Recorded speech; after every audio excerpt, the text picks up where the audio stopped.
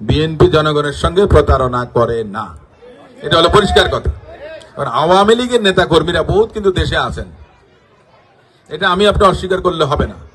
কিন্তু শেখ হাসিনা তার নেতা কর্মীদেরকে ফেলে বিদেশে গিয়ে পালিয়ে গেছেন। ওনারা অন্যান্য বড় বড় নেতা যারা দুষ্কর্ম অপকর্ম করেছেন তাদেরকে নিয়ে চলে গেছেন।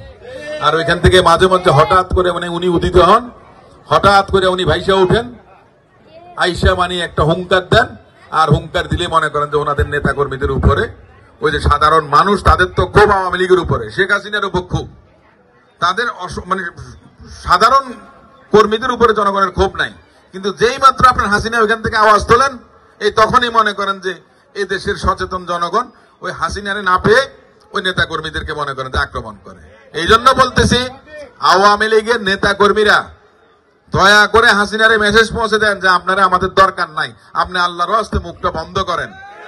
আপনার যন্ত্রণায় দেশবাসী 17 বছর শান্তিতে ছিল না, এখন দেশের বাইরে থেকেও আপনি অশান্তিটা করতেছেন, আমাদেরকে একটু শান্তিতে থাকতে দেন।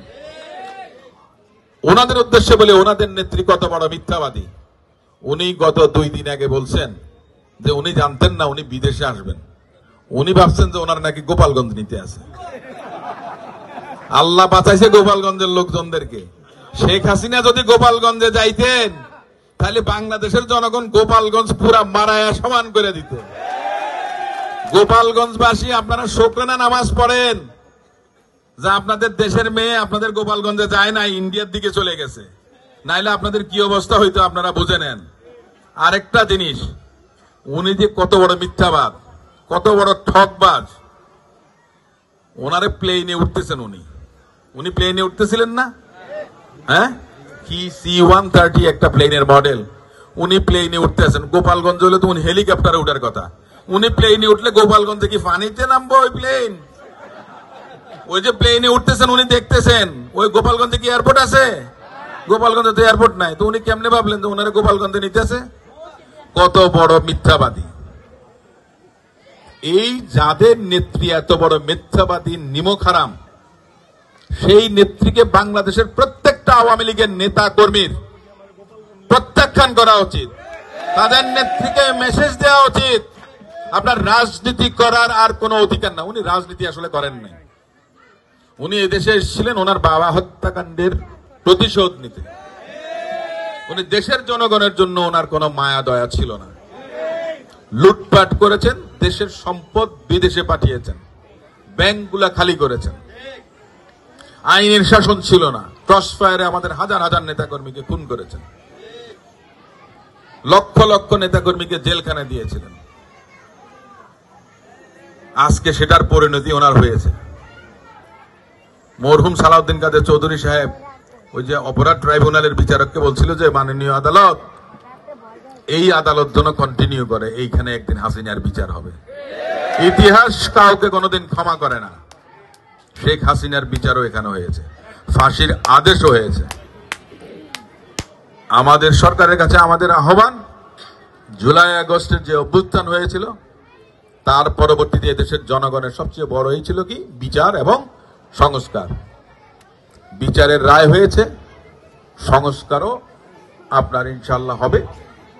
আমরা চাই যে বিচারের রায় কার্যকর করা হোক, এটা জনগণের প্রত্যাশা। আমার বক্তব্য বক্তব্য দেওয়ার মতো কোনো কিছু নাই, দীর্ঘক্ষণ আপনারা শুনেছেন। এখন শাহ আলম আবার বলতেছে খেলার মাঠ। শাহ আলম যদি জমি দেয়, শাহ আলম যদি জমি দেয়, খেলার মাঠ আমি বানাই দিব, আমার খরচে বানাই দিব যদি শাহ আলম জমি দেয়। না না, আমি কমিউনিটি সেন্টারের কথা বলছি। কমপ্লেক্স, স্পোর্টস কমপ্লেক্সে সবকিছু থাকে, 1 তলা 2 তলা 3 তলা। আপনার যেহেতু জায়গা নাই, আমি বলতেছি শুনেন, এটা মনে করেন না যে আমার টাকা দিয়ে, আমার টাকা নাই। না, আমি এই ওয়াদা করি না ভাই, এইটা কোনোদিন করতে পারবো না। শোনেন, একটা কথা বলি, সেটা হলো সরকারের অনেক ফান্ড থাকে, শত শত হাজার হাজার কোটি টাকার ফান্ড থাকে। সেটাকে সুষ্ঠুভাবে যেন বিপণনটা করা হয়, ডিস্ট্রিবিউশনটা যেন করা হয়। এই যে একজন উপদেষ্টা, উনি ওনার উপজেলা 480 কোটি টাকা না 450 কোটি টাকা আপনার এই করছে, বরাদ্দ দিচ্ছেন। তো উনি বরাদ্দ দিচ্ছেন, উনি তো উপদেষ্টা, উনি তো সারা বাংলাদেশের, ওনার বাড়ি যেখানে ওইখানে দিচ্ছেন।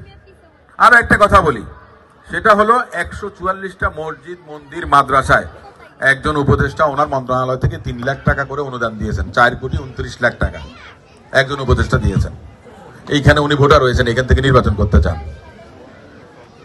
উনি তো উপদেষ্টা সারা দেশের, ঢাকা শহরে তো আরো কনস্টিটিউয়েন্সি আছে না, সংসদীয় আসন আছে না, তো সব বাদ দিয়ে এইখানে কেন? বাংলাদেশে 300টা আছে, সেগুলি বাদ দিয়ে এইখানে কেন? যারা বৈষম্যের, শুনেন, তারা কিসের রাজনীতি করেছেন? বৈষম্যের বিরুদ্ধে, বৈষম্যের বিরুদ্ধে, কোটার বিরুদ্ধে ওনারা আন্দোলন করছেন। আর এখন আইসা সবচেয়ে বড় বৈষম্যবাজ এরা যদি এদেশের নেতৃত্ব দেয়, রাজনৈতিক দল হওয়ার আগে যাদের মধ্যে বৈষম্য, তারা কিভাবে রাজনীতিটা করবে? তাদের কর্মকাণ্ড অনেক বেশি খারাপ, তারা নিজেরটা ছাড়া অন্যেরটা বুঝতে পারবেন না। শেখ হাসিনার আওয়ামী লীগ 15 বছরে যা লুটপাট করেছে, হিসাব করে দেখবেন যে এরা 1 বছরে সেইটা অতিক্রম করে গেছে, তুলনা যদি করেন। আমরা তো চাই নতুন রাজনৈতিক সংস্কৃতি, আমরা চাই নতুন ভাবে আমাদের দেশটাকে গড়ে তুলতে, আমরা চাই গণতন্ত্র, আমরা চাই আইনের শাসন, আমরা চাই জনগণের শাসন, আমরা চাই সুশাসন।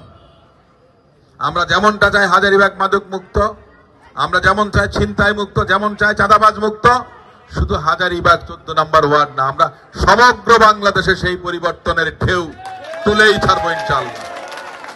এটা হোক বাংলাদেশ জাতীয়তাবাদী দলের প্রত্যাশা, এটাই হোক বাংলাদেশের ধানের শীষের পক্ষে মানুষের জনমত আদায়ের একটা নতুন দিগন্ত।